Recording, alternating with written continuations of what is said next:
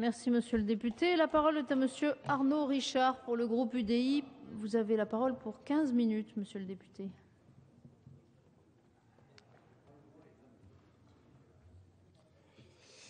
Merci Madame la Présidente. Profiter en buvant un peu d'eau de vous dire que les deux horloges ne sont pas à l'heure. Donc je ne sais pas si la droite est en avance sur la gauche ou la gauche en retard sur la droite. Merci mon cher collègue. Madame la Présidente, Monsieur le Ministre, mes chers collègues, droit au séjour, immigration régulière, le présent projet de loi fait partie de ces textes dont l'intitulé même peut suffire, on l'a vu tout à l'heure, à déchaîner les passions et à exacerber les clivages au sein de cette Assemblée. Or, mes chers collègues, au moment où nous abordons un sujet aussi important que celui de la politique d'immigration, c'est bien d'honnêteté intellectuelle et de responsabilité politique dont nous devons tous faire preuve. Nous pouvions souhaiter que nos débats soient animés, non par des prises de position partisanes, mais par une réflexion aboutie. Avant d'aborder les différentes dispositions de ce projet de loi et au commencement de cette législature, je souhaiterais rappeler ce que doit être, pour le groupe UDI, une politique d'immigration juste, responsable et efficace.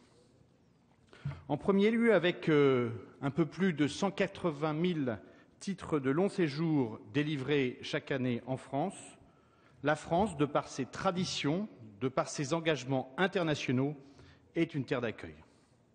Notre politique d'immigration ne doit pas pour autant se limiter à une simple question quantitative des flux migratoires. Elle implique de comprendre l'origine de ces flux, de les anticiper et de trouver, tant au niveau national qu'européen, des réponses concrètes et adaptées. En outre, mais nous ne sommes pas les seuls, nous considérons qu'immigration doit aller de pair avec intégration, un peu comme Jacques Chirac le disait, avec les deux ailes de l'avion, pour mémoire. En la matière, le gouvernement se doit de montrer sa volonté de lier le plus étroitement possible ces deux pans de la politique migratoire. En effet, ainsi que le montre une récente étude de l'OCDE, la France, avec un taux de pauvreté des étrangers de plus de 21%, a encore beaucoup à faire en termes d'intégration de ces immigrés. Il est bien évident que nous partageons les principes républicains rappelés par les ministres, de l'application rigoureuse des objectifs de lutte contre l'immigration clandestine, de la maîtrise des flux migratoires, tout en veillant à garantir en toutes circonstances la dignité humaine.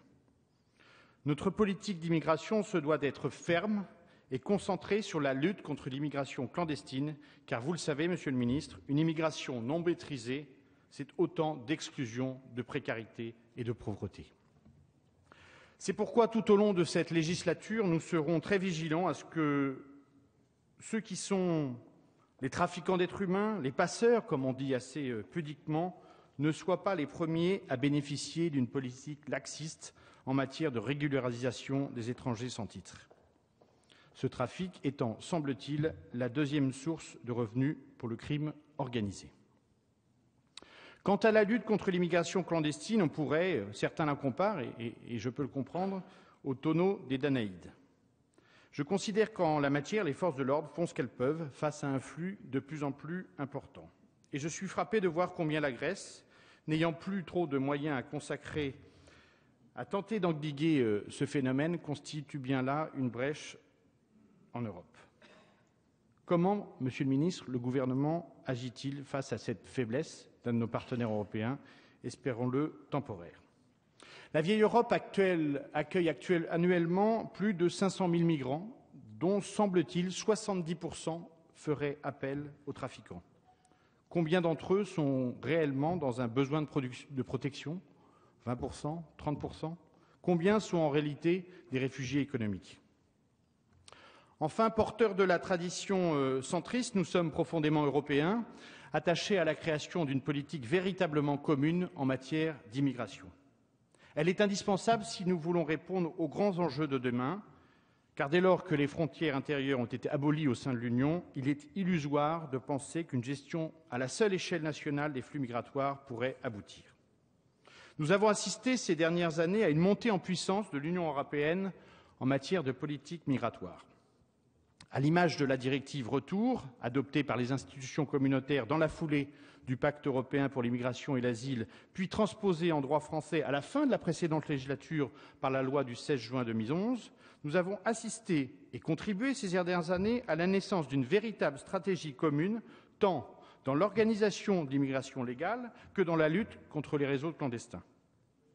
Il nous appartient désormais, Monsieur le Ministre, et il vous appartient de poursuivre et d'accentuer cette entreprise d'harmonisation entre le droit national et le droit européen afin de pallier le manque de cohérence dont souffre notre politique nationale en matière de droit au séjour.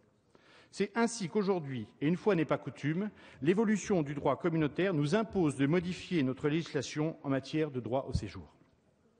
Plus qu'une simple mise en conformité, il s'agit en fait de combler un vide juridique créé par la jurisprudence de la Cour de justice de l'Union européenne et confirmé par 3 arrêts de la Cour de cassation rendus le 5 juillet dernier. La garde à vue prévue en droit européen par l'article L621-1 du CESEDA était jusqu'à présent la procédure la plus couramment utilisée pour réprimer le délit de séjour irrégulier. Elle permettait à l'administration de disposer du temps nécessaire pour prendre une décision d'éloignement et de placement en rétention.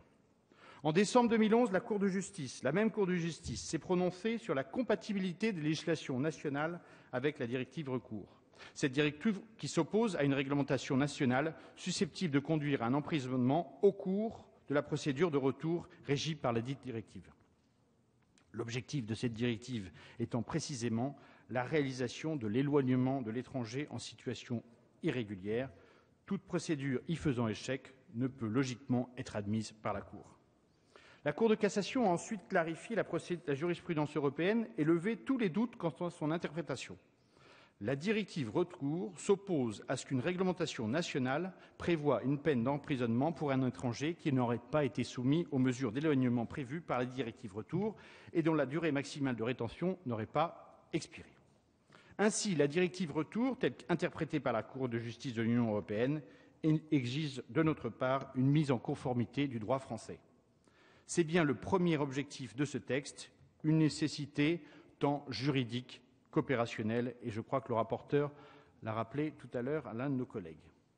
Ainsi, le projet de loi supprime en premier lieu le délit de séjour irrégulier. Mais une politique migratoire étant vaine si elle ne s'accompagne pas de procédures opérantes et objectives, vous avez choisi de créer une nouvelle procédure de retenue administrative située à mi-chemin entre la garde à vue et la vérification d'identité. Les services de police ou de gendarmerie doivent être en effet en capacité de retenir un étranger pour faire le point sur sa situation et, le cas échéant, décider de le placer en rétention administrative en vue de son éloignement.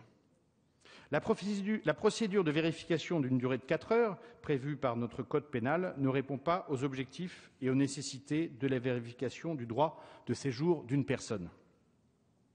Le groupe UDI ne peut donc qu'être favorable à la création d'une nouvelle procédure de retenue pour vérification du droit au séjour. Ensuite, parce que notre travail de législateur ne se résume pas à un simple exercice de traduction d'une jurisprudence européenne, nous devons entourer cette nouvelle procédure de garanties suffisantes, à la fois pour assurer l'efficacité de cette procédure, pour donner aux autorités tous les moyens dont ils pourront avoir besoin, tout en garantissant aux étrangers concernés la préservation de leurs droits fondamentaux. Concernant la durée de cette procédure, un important débat a eu lieu au Sénat et en commission. Nous considérons que la durée de 16 heures prévue par le texte, supérieure à la procédure de vérification d'identité et inférieure à celle de la garde à vue, est satisfaisante. Nous sommes opposés à la proposition faite de limiter cette durée à 10 heures avec une éventuelle prolongation de 6 heures par l'officier de police judiciaire. Le second objet de ce texte, relatif au délit de solidarité, vise à étendre les immunités pénales en matière d'aide au séjour irrégulier des étrangers. Cette question difficile permet d'ouvrir devant la représentation nationale un débat bien utile sur la question cruciale de la lutte contre les filières d'immigration clandestine. Introduit pour la première fois dans notre droit en 1938, le délit d'aide à l'entrée, à la circulation et au séjour irrégulier d'un étranger a fait l'objet de nombreuses modifications pour satisfaire à chaque fois, souvent en partie, aux exigences du droit international et communautaire. Ce serait faire un bien mauvais procès au gouvernement précédent que de les suspecter d'avoir voulu incriminer d'une quelconque manière l'aide apportée à titre humanitaire à un étranger en situation irrégulière. Cette disposition était et demeure, car la lutte contre l'immigration irrégulière relève d'une impérieuse nécessité, tant ce à quoi se livrent les passeurs sur notre territoire est en parfaite contradiction avec les valeurs les plus fondamentales de notre République. Dès 1996, Monsieur le Ministre, notre droit a prévu une clause dite d'exemption humanitaire destinée à protéger les membres des familles d'étrangers en situation irrégulière des poursuites pour aide au séjour irrégulier et les associations à but non lucratif et vocation humanitaire. Plus récemment, le précédent gouvernement a permis d'élargir ce champ à l'immunité pénale. Vous proposez, à travers ce projet de loi, d'en élargir le champ, d'une part, aux membres de la famille du conjoint de l'étranger, d'autre part, aux associations humanitaires apportant une aide désintéressée aux étrangers sans papier. Nous y souscrivons, mais nous demeurons extrêmement vigilants sur ces questions. La lutte contre les filières d'immigration clandestine et les réseaux de passeurs doit, à notre sens, demeurer une priorité. Nous devons donc éviter à tout prix d'en fragiliser l'assise juridique. La modification de telles dispositions mérite donc toute notre attention. Mes chers collègues, c'est fort de ces exigences que le groupe UDI votera pour le projet de loi relatif à la retenue pour vérification du droit au séjour et modifiant le délit d'aide au séjour irrégulier.